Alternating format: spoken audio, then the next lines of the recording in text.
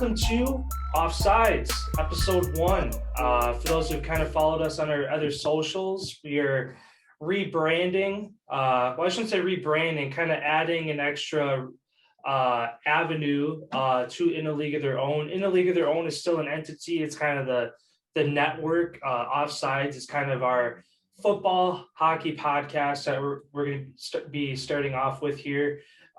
We'll still highlight other sports now and then as it's relevant, kind of world breaking stuff, but football and hockey is kind of going to be our two focuses going forward. So starting off then, per usual with the NFL here, my first kind of question and take for you.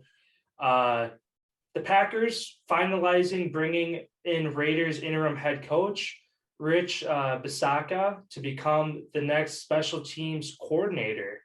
So one big step of their concerns this offseason, obviously kind of the shit show in the playoff game with miscues on special teams. Other than bringing Rodgers and Adams back as kind of the other two main focuses for the Packers this offseason, what other part of the team do you think needs most fixing and either needs a coaching change or they go after a free agent? Aside from special teams, bring back Rodgers and Adams, what other part of the Packers do you think they need to kind of fix up this offseason? One, I feel like we need to hire a defensive coordinator. I feel like that should be the biggest concern right now, getting the right guy in as the defensive coordinator. Then I feel like we should fill the rest of our defensive staff as we still have jobs that are open. Third, I'd say we need to get underneath the salary cap because that's a pretty big deal as far as getting ready to who you can take, who you can't take, what trades we can make, what we can't make, just by knowing where your salary cap number lies.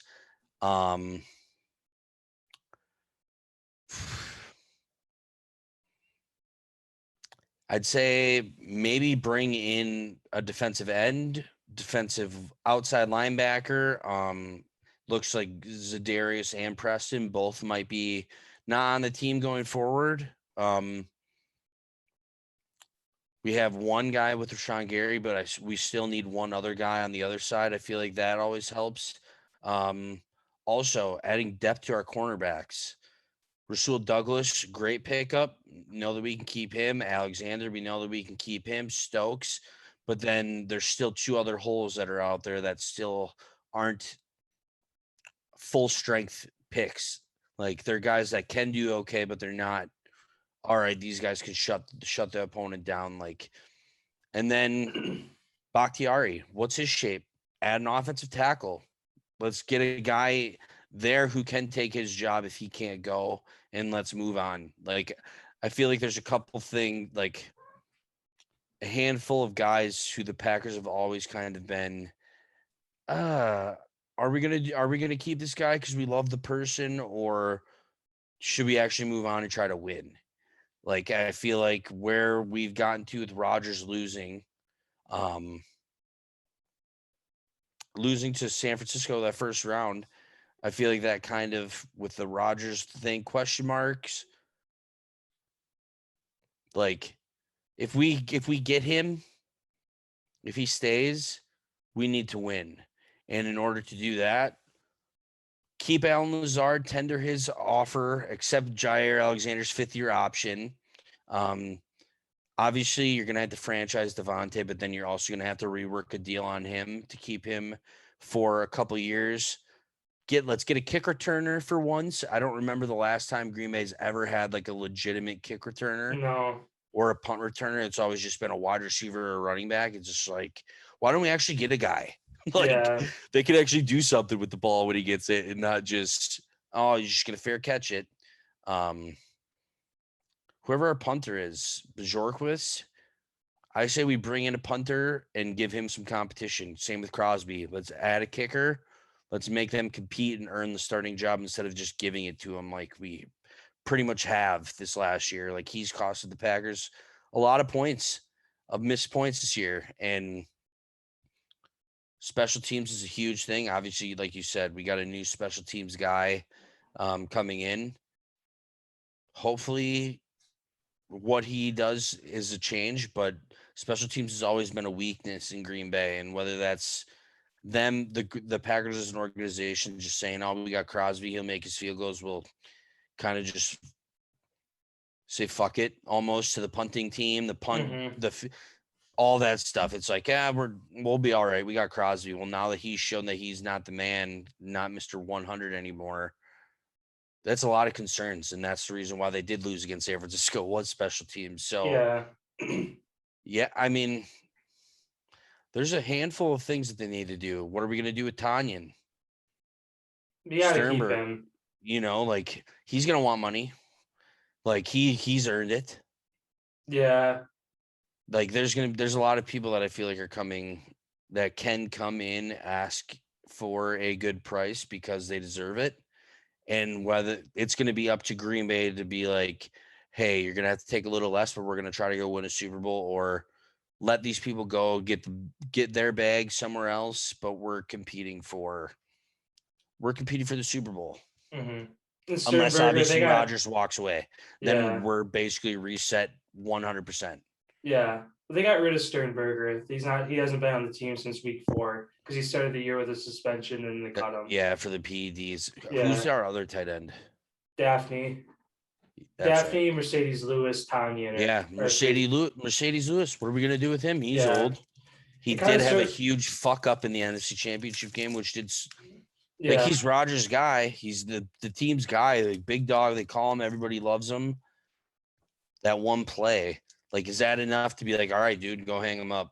Yeah, I wouldn't say so because I think since he's been a Packer, that's been the first time that he's had a bad play. I mean, look at Kevin King. He has 10 bad plays a game, and they still keep him. So I don't think you get rid of Mercedes Lewis the first time he costs you or coughs up the football. But kind of circling back to the top, you mentioned defensive coordinator. Do you not because Joe Barry, first year, turns the defense around, one of the top defenses, leads in a bunch of categories. Like, you're saying they move on from him? Because you said defensive coordinator was like the first thing you said. I meant the offensive. Oh, okay. I was going to say. I said that backwards. Yeah. I meant to say offensive coordinator, but we still have to fill our defensive staff as far as jobs that are open. D-line coach, corners. Yeah. I said that backwards. I meant to say offensive coordinator. Okay. I was going to say is he did pretty damn good. I don't know why you'd want to get rid of him already, but yeah, I mean, all the points you brought up, I mean, in clear sight, like I said, the biggest things to fix were special teams and then bringing back Rodgers and Adams. That's all the media really talks about. But yeah, there's more to the team as far as things that need to be fixed than those couple main things. Yeah, fixing the big problems helps, but also it's the small problems that lose you games down the road. Like special teams, the smallest component of, offense and defense makes up 80-90% of the game. The only time special teams is on the field is when you're kicking the ball off, kicking a field goal, extra point, punting. Maybe 5 to 10 plays of your 80 plays a game, 80 to 100 plays a game are special teams plays. Very small sample size, but huge impact. Huge impact when things go wrong. Yeah. But yeah, as far as the receivers, they brought back Valdez-Scantling, which was a huge move. Glad they brought him back. He's kind of take the top off the defense guy. Lazard, kind of a do-it-all. He's good. I feel like that's how he gets open and has a lot of big plays. He's a big part of the blocking as far as cracking down on dudes in the slot, going and picking up linebackers on run plays, and then he's looking like he's going to block a guy, and then he turns and he catches the ball because it's you have to account for that when he's on the field. Obviously, bringing Adams back is without him, that offense wouldn't be nearly the same. But at the same time, if they can't work out a deal, all is not lost in that receiving room for the Packers. Well, they just drafted Amari Rodgers last year, pretty high. He hasn't. Yeah, he didn't get a ton of looks. I feel like because he was where Cobb should have been, and they bring in Cobb, and Cobb basically took all of his reps And I essentially. feel like that wasn't a bad idea because now he was able to learn from Randall. Mm-hmm.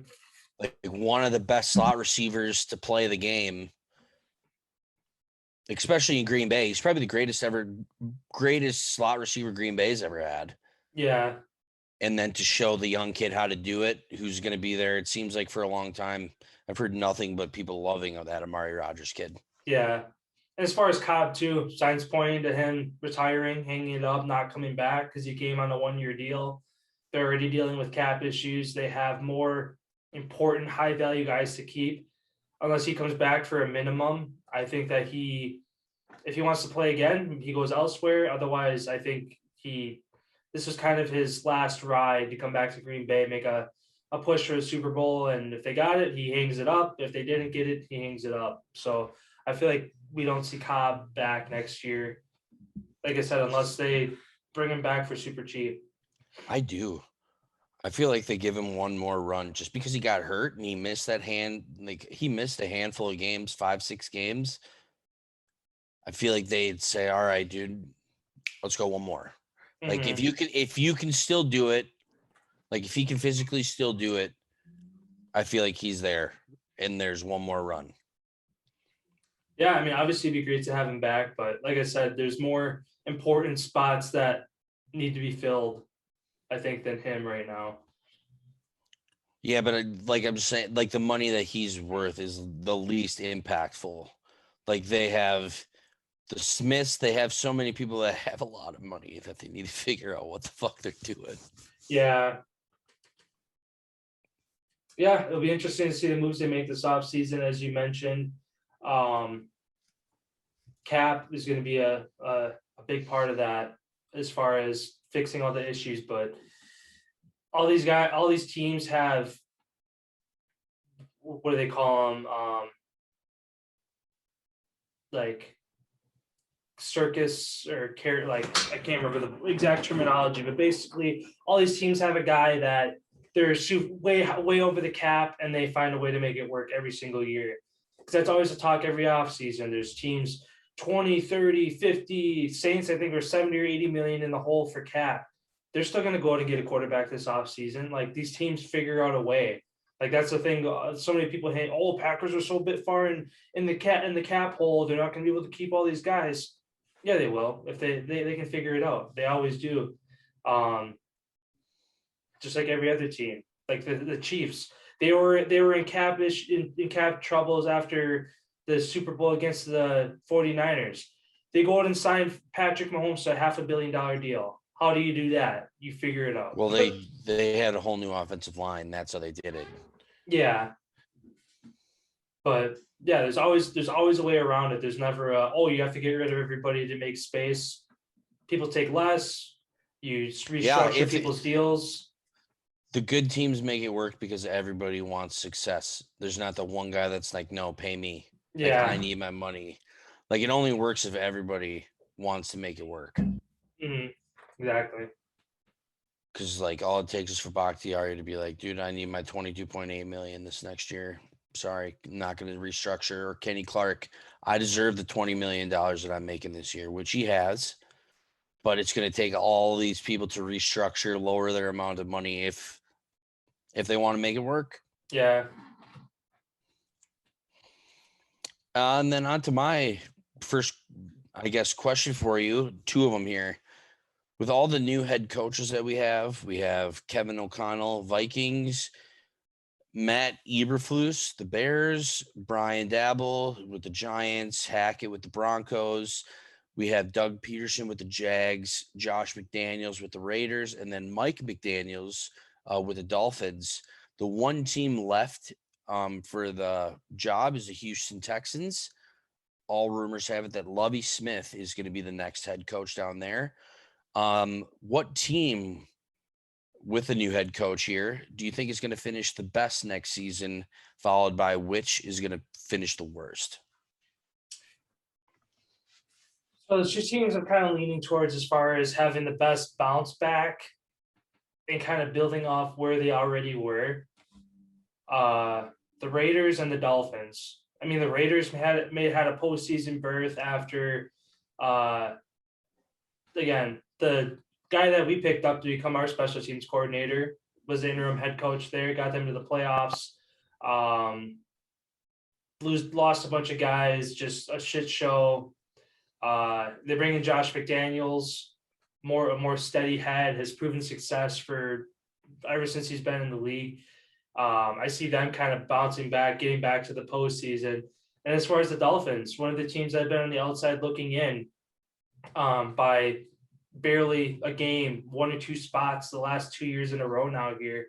Mike McDaniel, coming from San Francisco, a lot of success there under Kyle Shanahan, who, despite, I mean, the hate that he gets as far as the leads that he's blown and the bad management of games, has shown that he's one of the biggest offensive masterminds as far as play calling, utilizing guys, what he did with Deebo Samuel this past year. So yeah, Mike McDaniel down in Miami, they're right on the cusp of getting back to the playoffs. They don't lose 7 games to start the year. They're a playoff team, so I think that them bringing him in is going to be a huge step for that offense. Him being the former offensive coordinator, taking Tua under his wing, kind of developing him more, which again is still a question mark whether they roll with him. Sounds like they're going to roll with him. That's what all signs pointed to this past year. But again, with McDaniel now at the helm, maybe he thinks different. He's going to get rid of him, so we'll see. But those are kind of the 2 teams as far as I think that are going to have the best success. As far as the worst, Jacksonville again, I think is going to be eyeing up another first round pick or a number 1 pick. Doug Peterson again had Do you his. think they lose less? They don't win 3 games next year. The Jaguars. Jags? Not necessarily, but they could win. They could win more and still be the worst team. Like they could win 4 or 5 games and still be the worst team in the league. But I don't see them jumping up past like 6 wins. I think they still stay in that like 3 to 5 win range. Is just as far as not a lot's changed in Jacksonville. They go out and get Trevor Lawrence, unless he completely turns a new leaf and is just absolutely balling next year, which I don't see happening, at least out the gate. I see progress. Just as he progressed a little bit towards the end of the year, still had his multi-interception games, not the best decision making. Like it wasn't quite all there at the end of the year. I think he has another slow start again, but obviously see progress through year 2. I don't know. I see Jacksonville kind of finishing either last or in the bottom 3 teams again next year. Yeah, as far as I guess I should have rephrased my question. I was just saying like which team I should have said improves the most and doesn't improve the most. Okay. So then, yeah, still Jacksonville for not improving the most because I only see them getting maybe 1 or 2 more wins next year, which isn't a big improvement. Going from 3 wins to 5 wins, you're still not a playoff team. As far as improvement, as far as where they ended this year to where they could be next year, Hackett with the Broncos. They're one good quarterback away from, I think, being one of the top teams in the AFC, honestly. Their defense has shown that they can go toe-to-toe with some of the best offenses. Their offense has some key guys, Gordon, Judy, Noah Fant. Like, they got guys offensively. It's just that the same thing we saw in Denver is the same thing we saw in Chicago. It's just that back and forth of Teddy, Lock. And in Chicago, Fields, Dalton. You're not going to see success when you bounce back and forth between 2 guys at QB. It just doesn't happen. So they got to either bring in a guy or just roll with one guy, which I think Teddy is the better guy between the 2 of him and Drew Lock. But yeah, as far as where the Broncos finished, I think that they'd have the best chance to improve and possibly see them in the postseason after missing it this past year.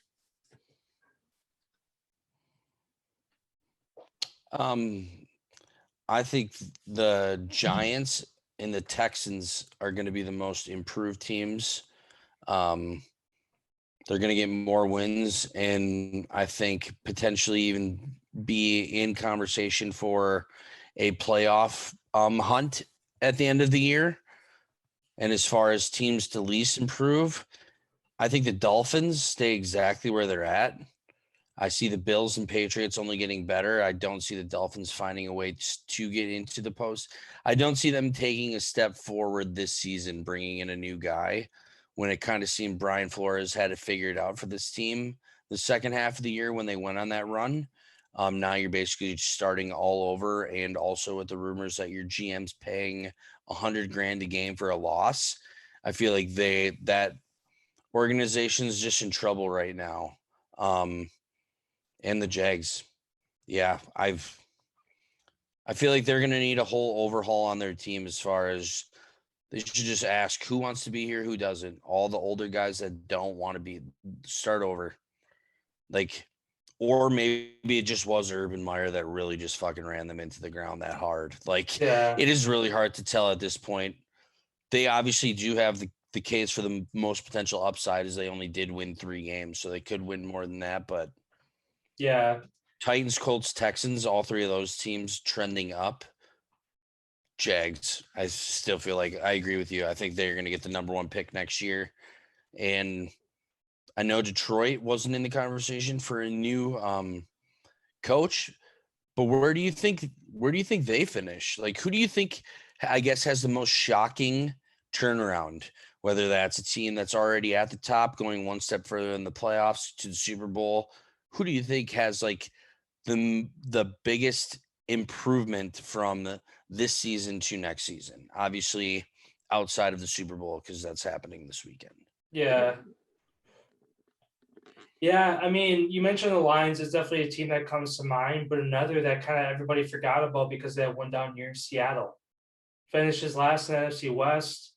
They still have a lot of talented guys on that team. If they keep Russell Wilson, I could see them being one of the teams that improve the most, as far as what do they finish? 7-10, 6-11? Yep. 7-10. Yeah.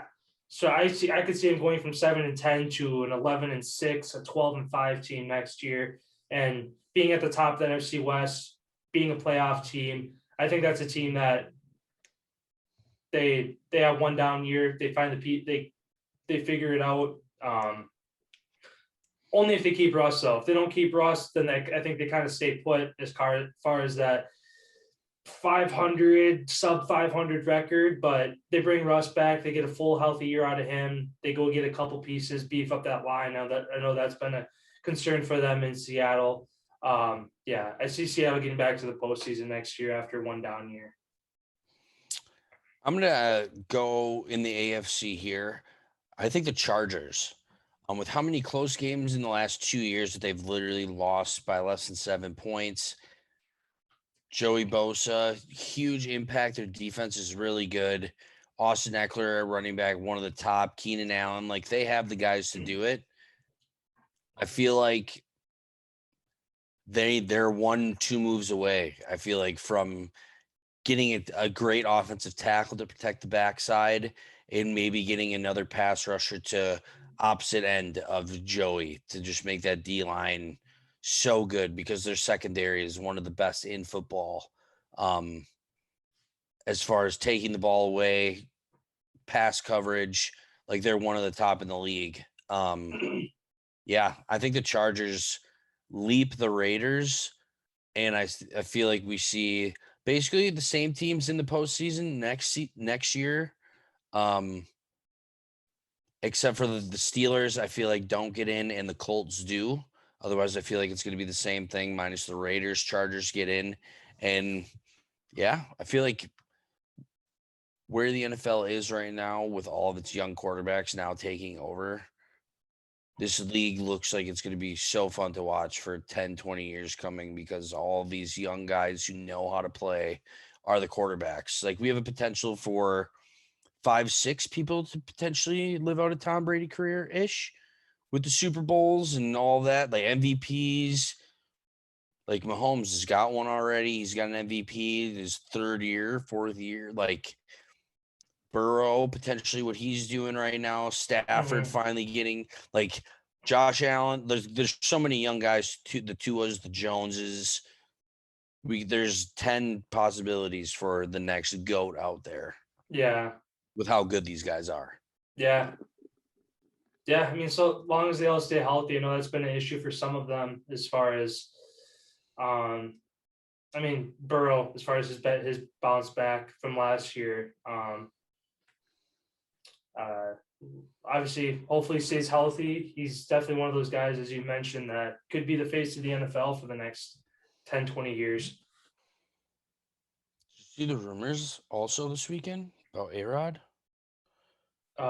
In Cleveland?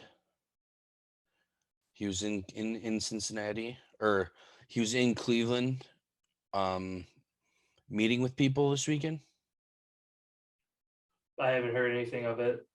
Yeah, I was just wondering if he did or not, because it was hilarious, like what happened. Typical people spreading rumors, and he was taking care of AJ Hawk's kids. Yeah, I was gonna say the fact that, like, if I haven't seen 3 to 5 credible sources mention it, then I don't pay attention to it. Yeah, he was in a gym watching girls basketball because he was taking care of AJ Hawk's kid, and he was sitting next to somebody that had a Cleveland Browns hat on, and there's all this. Oh, he's meeting with Browns people. He's doing this, and he's just like, dude, these people are fucking idiots. Yeah. Yeah. That's why I was wondering if you happened to hear it or not, because it's so funny. If I did, honestly, it was kind of a lot of places. Honestly, if I did, I probably looked past it because there's some shit that I just I see and it just bounces off because I was just like, okay, that's not credible. I'm not going to waste my time digging into it. So if I did see it, it didn't stick because I knew it wasn't worth wasting my time on. But I feel like we're going to hear something every weekend. Last weekend it was Nashville. This weekend it was Cleveland. Where's it going to be next week? Kansas City. He went there for some barbecue. He's taking over Mahomes. Went there for a State Farm job and meet with all. Yeah. Yeah. It's just funny. And he's the only guy that they do that about too. Like that's the funniest part. Yeah. It's like the media likes to pick on him. Yeah, it's weird. Eventually somebody will do something will happen where it'll come off of him, or once he makes his decision, but then once he makes his decision, then there's going to be everybody talking about, oh, why did he go here? What's that team going to look like? Like, I don't know. I feel like he's been quiet his whole career. Now that he's finally opened up his mouth and he's kind of trolling the media with some of the shit he says, now they just feed off of it and they want more. And that concludes today's NFL segment. Be sure to stop by tomorrow for more NFL highlights and news.